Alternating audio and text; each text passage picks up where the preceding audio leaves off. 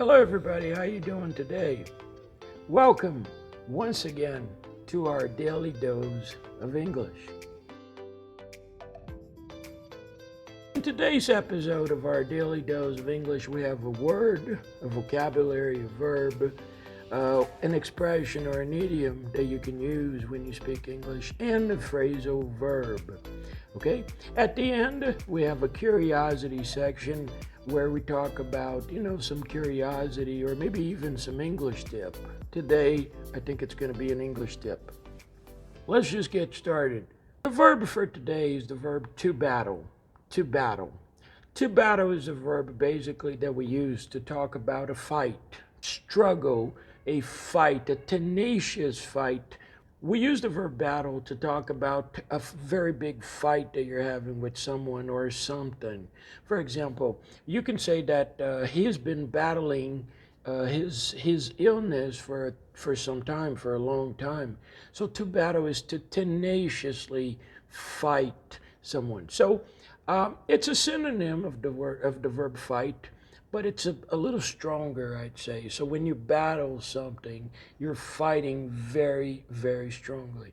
It's very common to use battle with diseases like cancer or diabetes or whatever the disease is. Normally we use that. He's been battling diabetes for a very long time. So that's how you would use the word.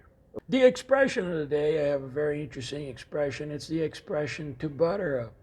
To butter up someone basically means to give someone compliments or too much compliment in exchange for something, right?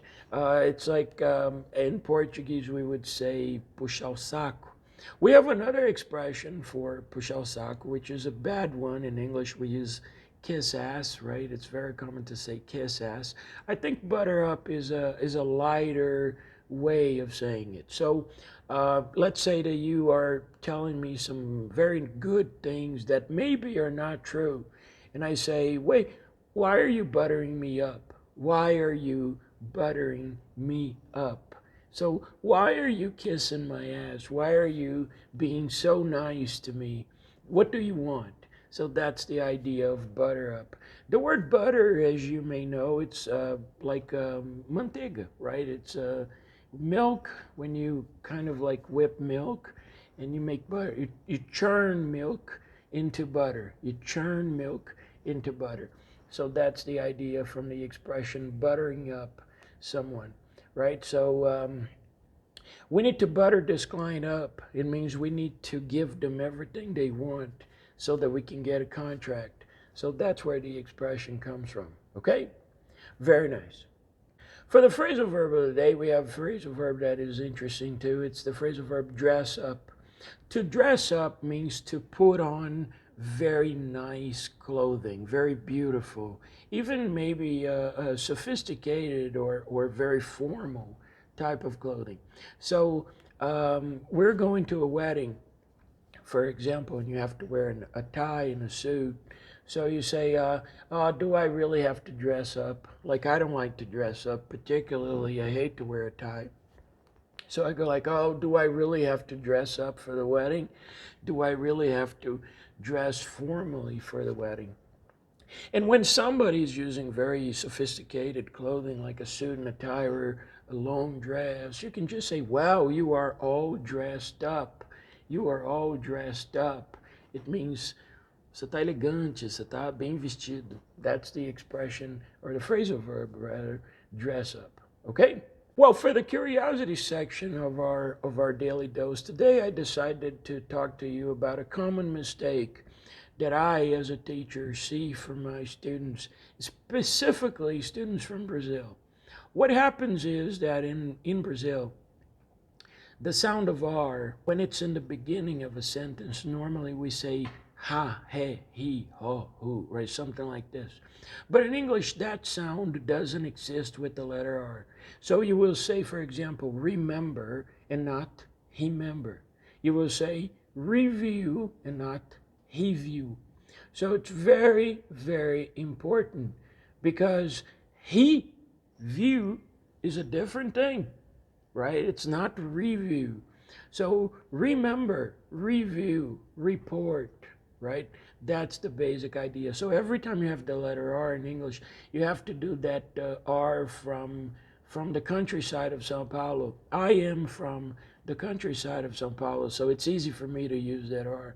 But if you're not, you have to remember it's that, caipira, that R that you say, porta, portão, porteira. It's that R, right? That's how you pronounce it in English. So you're going to say, remember, review, report, right? That's the idea of the letter R. Now, the sound ha, he, ha, hu, it exists in English, but then it's commonly used with the letter H. I think 90% of times you're going to pronounce that. Like hit, hotel, head, right? Look at this, hit, hotel, head. That's the idea. Now be careful because, as I said, the pronunciation is very different. For example, the color red is different from the word head. Look at the difference, you see? The color red, vermelho, head, cabeça. So be careful with that and don't make that mistake. It's very, very important. So, and also it doesn't matter in English, it doesn't matter if you have two R's. Even if you have two R's, one after the other, you're always going to pronounce it as if it was rup. Okay? So irresponsibility, irresponsible, if it's in the middle of the word, right? Doesn't matter. Word. You see what I just did? Word. You don't say wood. You don't say, it's always like that R from the countryside. So be careful because that's one of the most common pronunciation mistakes I see from people in Brazil. So try to use that and make sure that you speak better English every day. That's the idea.